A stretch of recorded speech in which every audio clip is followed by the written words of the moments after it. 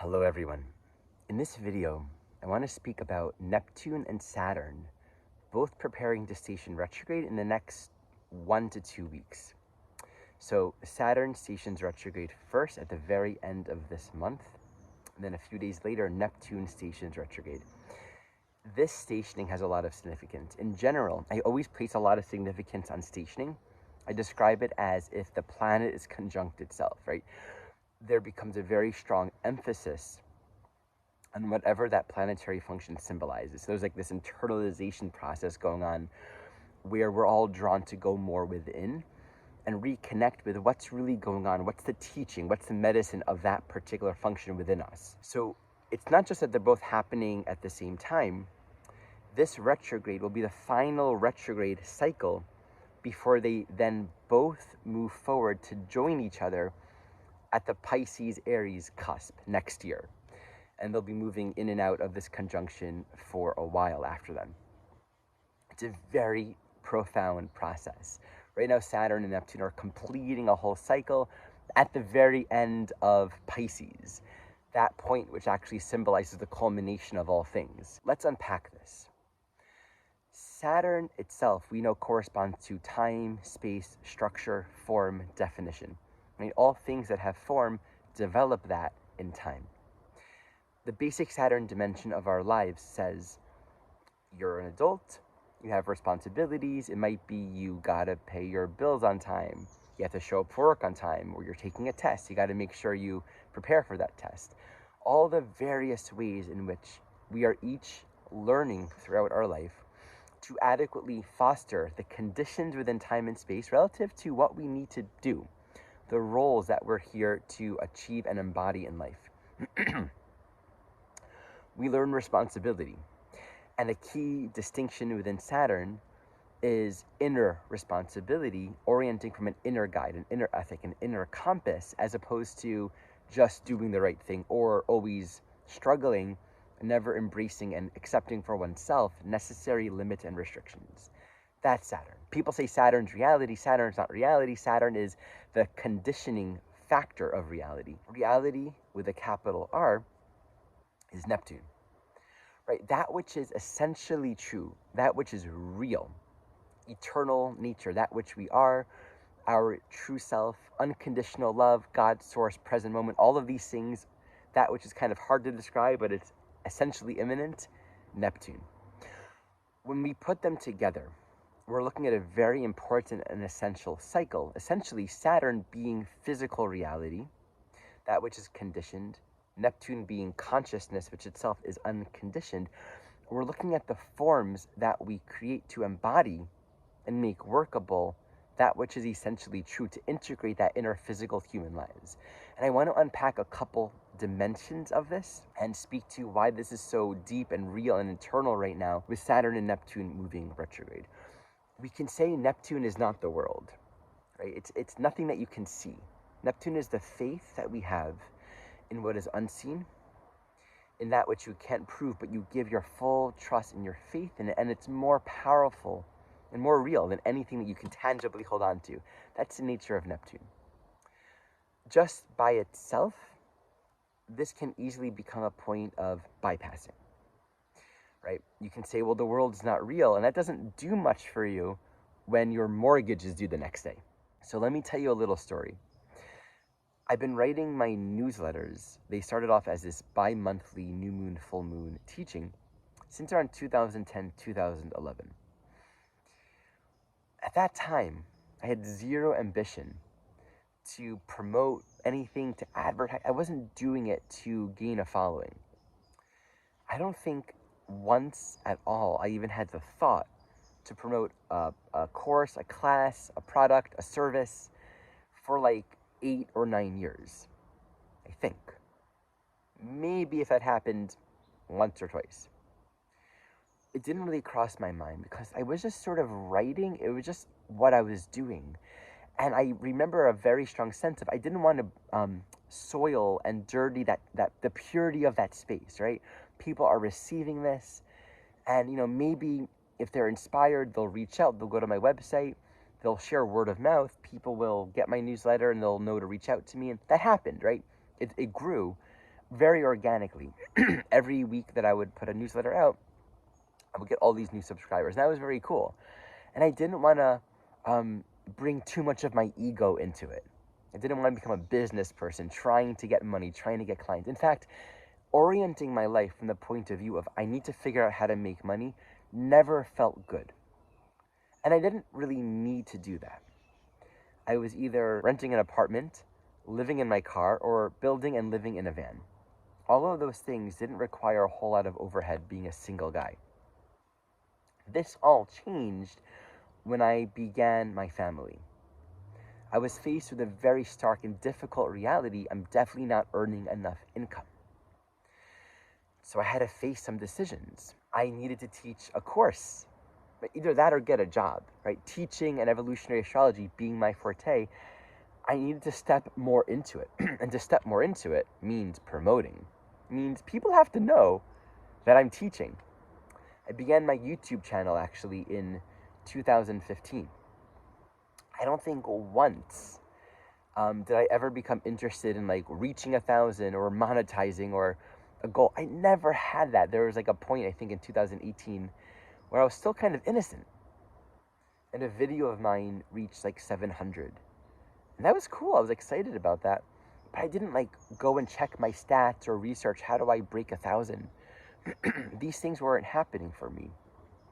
But when the Saturn worldly reality set in, I just gradually saw that my innocence was being lost. I began thinking about growth, worldly success, money, followers. How do I get people to go to this page?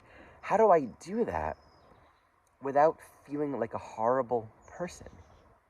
How do I engage in this world of business and worldly responsibilities and not lose my soul? And this is really the essence of Saturn Neptune. There are really two dimensions here. We can grow up in the world and kind of refuse to let go of our innocence. And what happens there is we're not going to put forth the effort. Right? We're not going to develop our strength, and we're going to feel left behind. There's always going to be some struggle, some dimension of our being that can't fully rest and ground because we're not balanced, right? With the worldly responsibilities that we have, we're not going to adequately meet what we need to meet. But in that refusal to lose one's innocence, there's also the sense of, well, life is about holiness and purity, and I don't want to take, or I don't want to get in the way. We don't want to live in a life where we somehow challenge that deep desire to just totally trust. And we might think that putting more of our will into it, putting more of our personal egoic effort into it, means we're not trusting. So that can be a big struggle. That's one dimension of it. The other dimension of it is, well, there are bills to pay. Innocence is gone. Most activists and people fighting for what is right and important in the world, they're young people. They have time, right? They're not old. They're not really needing to make a lot of money. They're not concerned with the world, and so they can actually be more concerned with these greater ethical moralities and rights and wrongs. I don't have time for that. I gotta focus on earning a living. I got mouths to feed, things like that. And so we can lose our soul, lose our sense of the sacred, of the meaningful, as we become more of an adult. And this can really be a trap. So in this extreme, we've kind of become overly conditioned by the Saturn dimension, but forgot what this life is really for. Forgot what this life is about. Right? The refusal to embrace the Saturn dimension really says we're not creating a container. We're not strengthening ourselves to become a co-creator with the divine. When we embrace the Saturn dimension of our lives, we become a worthy and strong instrument. And in fact, what's beautiful about it, the actual very practical demands of worldly complexity and the need to earn a living, things like that, actually pushes us to say, well, if I need to earn a living, if I need to earn money, I need to know my gifts. I need to know my strengths. I need to know my greater potential, the inherent capacities that are inside of me that I've been given. I need to really self-reflect and know who I am. Otherwise, it's going to feel very empty. The other dimension is if we're immersed in a physical worldly life with maybe money and success and fame, right? Is it really meaningful? Have we lost ourselves to the shininess of that Saturn in Pisces, where it's like Saturn has replaced God, where form, where success, where the things of this world and the accomplishments have become their own God.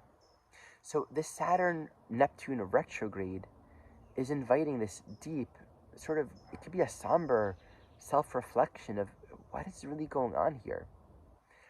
And so we might find ourselves really being called to step into our greater strength and embrace more. This might be hard for some of us. It's been hard for me. Embrace more of the material. Embrace more of the worldly. And if there are judgments that say, no, that's bad, that's not spiritual, look at that. This might be an opportunity to actually unravel some deeper conditioning. Or if we're too stuck in this material obsession, we have to look at, am I really fulfilled on a deeper, meaningful level? Am I giving from my deepest capacities in life? Or am I just looking for the clicks and the success and the monetary gains? There can also be a dimension, especially during the final, months of this Neptune Saturn. If we've been walking a path with our works, with our gifts, we might be completing a cycle, right? Everything has a graduation. And so everything that we're going to succeed at will have its closure. So there also might be a dimension where we're called upon to bring something to completion. We will know. We each know. If we look inside, we will know if it's time to step up, if it's time to let go, if it's time to bring to completion. It's our own inner compass that is what enables us to engage and sort of navigate the complexity of life experience. The thing that keeps us from the clarity of that inner compass are all the confusing voices and the things that we've come to believe in about who we're supposed to be or the right way to live. There are ways that I've been embracing getting money overtly, actually having the goal, I need to make money. And that very thought has been hard for me. Actually thinking in terms of how can I make more money and not feeling shame about that has been a long time coming. Because for me to earn more income means I have to look inside and find the way to get stronger and do it in a way that feels in alignment. If I wasn't embracing that, it becomes a shadow of just hoping and expecting it's all going to work out. And the deepest teaching of Saturn Neptune is we have to engage. If you're surfing, everything's a metaphor of this. If you're surfing, you don't just stand on the surfboard and ride the waves. You have to strengthen your core. You have to condition yourself. Everything in life is a matter of conditioning. Actually, my daughter, who recently broke a bone, she's healing, she's doing great, thank God. But she was on a trampoline. And with the other kids jumping, she, jumped and landed on herself. But because she's young, she didn't have the muscular control, right? Most of us, when we jump, we're not going to be completely flip-floppy. We're going to have some sense of control. We're contracting ourselves to some degree so that when we land, we're strengthening and protecting our structure. She doesn't do that because she's just before 2 years old. And so this is the teaching of life. And there are many bumps. We're going to get thrown around and tossed around and all kinds of things. I mean, I face that all the time. Anyone with a business knows we need to be able to engage it, not feel overwhelmed. Oh, it should always just work out, right? It's like this has to be dealt with. And how can we improve and strengthen the structure, strengthen the container, creating a structural reality so that everything will work out and align in a better way? But we're not going to be free of the struggle. That's something that we all learn as we grow and we cultivate the spiritual maturity in life. It requires our active engagement and participation. One more dimension to this. Saturn Neptune speaks to the power and the importance of non-judgment. Our absolute moralistic ideals. I will never do this. I'm never going to eat this. This is the right way. This is the wrong way. This is what's spiritually fit. This is what's not spiritually fit. None of that actually holds up to reality. And often our strong no's, in the very moment of that no, creates the path that we inevitably have to walk in the undoing of those restrictive places inside so we can forgive whatever we believed to be true. It's like every strong, absolute moralistic ideal itself becomes this path of realizing, oh, I can forgive that. God's here too. This is also where love can express, because the world itself has no intrinsic meaning on its own. And our absolute moralities almost say there's a right way to be in this world. This is the right way to engage with the illusion of time and space. A deeper teaching of Saturn Neptune is we loosen the world from all we thought it was and what we believe and are convinced it should be. And we allow something beyond this world that we see, something of greater meaning, to guide us. So everything becomes an instrument. Everything becomes a vehicle for our undoing, for the journey home.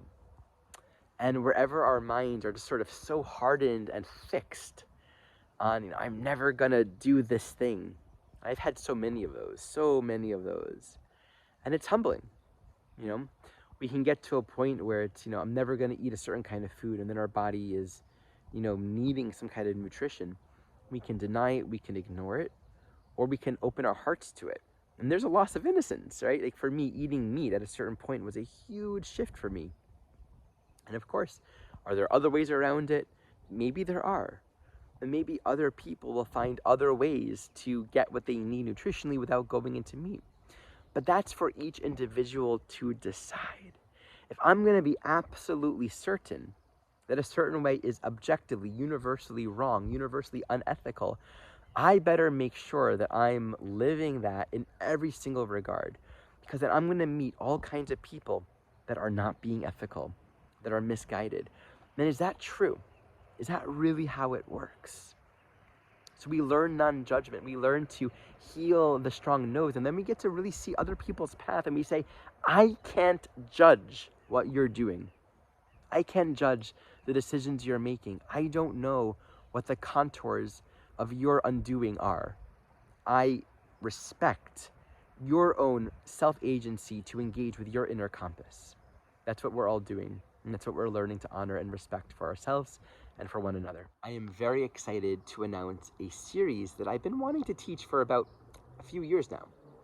This is a class series on planets that square the lunar nodes. This is something that Jeffrey Wolf Green taught, and I find there to be an infinite degree of depth and meaning and wisdom in working with planets in their square to the lunar nodes. This happens in transit.